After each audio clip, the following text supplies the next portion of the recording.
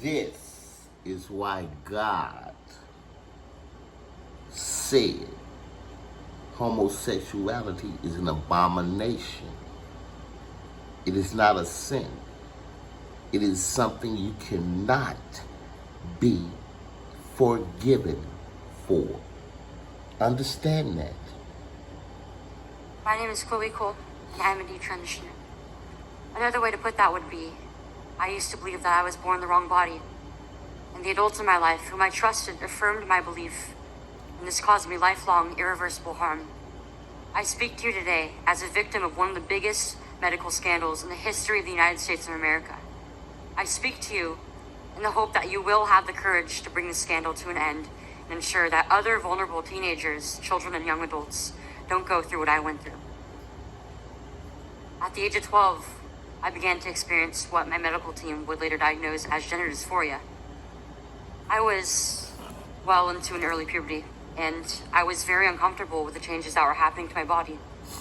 I was intimidated by male attention, and when I told my parents that I felt like a boy, in retrospect, all I meant was that I hated puberty, that I wanted this newfound sexual attention to go away, that I looked up to my brothers a little bit more than I did to my sisters. I came out as transgender in a letter I sent on the dining room table. My parents were immediately concerned. They felt like they needed to get outside help from medical professionals, but this proved to be a mistake. It immediately set our entire family down a path of ideologically motivated deceit and coercion. The gender specialist I was taken to see told my parents that I needed to be put on puberty-blocking drugs right away. They asked my parents a simple question: would you rather have a dead daughter or a living transgender son? The choice was enough for my parents to let their guard down, and in retrospect, I can't blame them. This is the moment that we all became victims of so-called gender-affirming care. I was fast-tracked onto puberty blockers and then testosterone. The resulting menopausal-like hot flashes made focusing on school impossible. I still get joint pains and weird pops in my back, but they were far worse when I was on the blockers. A month later, when I was 13, I had my first testosterone injection. It's caused permanent changes to my body.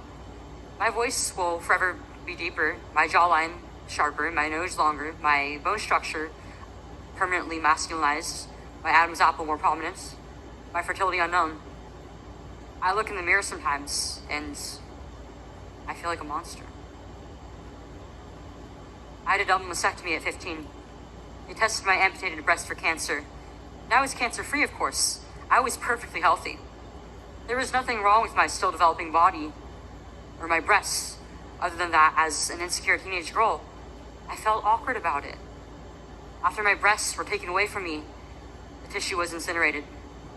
Before I was able to legally drive, I had a huge part of my future womanhood taken from me. I will never be able to breastfeed. I struggle to look at myself in the mirror at times. I still struggle to this day with sexual dysfunction. And I have massive scars across my chest. And the skin grafts that they took of my nipples are weeping fluid today. And they were grafted into a more masculine positioning, they said. After surgery, my grades in school plummeted. Everything that I went through did nothing to address my underlying mental health issues that I had. And my doctors, with their theories on gender, thought that all my problems would go away as soon as I was surgically transformed into something that vaguely resembled a boy. Their theories were wrong. The drugs and surgeries changed my body, but they did not and could not change the basic reality that I am and forever will be a female. When my specialist first told my parents they could have a dead daughter or a live transgender son, I wasn't suicidal. I was a happy child who struggled because she was different. However, at 16, after my surgery, I did become suicidal. I'm doing better now. But my parents almost got the dead daughter promised to them by my doctors. My doctors had almost created the very nightmare they said they were trying to avoid. So what message do I want to bring to American teenagers and their families? I didn't need to be lied to. I needed compassion. I needed to be loved. I needed to be given therapy to help me work through my issues, not affirm to my delusion that by transforming into a boy, it would solve all my problems. We need to stop telling 12-year-olds that they're born wrong, that they are right to reject their own bodies and feel uncomfortable with their own skin. We need to stop telling children that puberty is an option, that they can choose what kind of puberty they will go through, just so they can choose what clothes to wear or what music to listen to. Puberty is a rite of passage to adulthood, not a disease to be mitigated. Today, I should be at home with my family celebrating my 19th birthday, and instead I'm making a desperate plea to my elected representatives.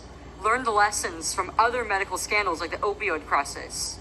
To recognize that doctors are human too, and sometimes they are wrong.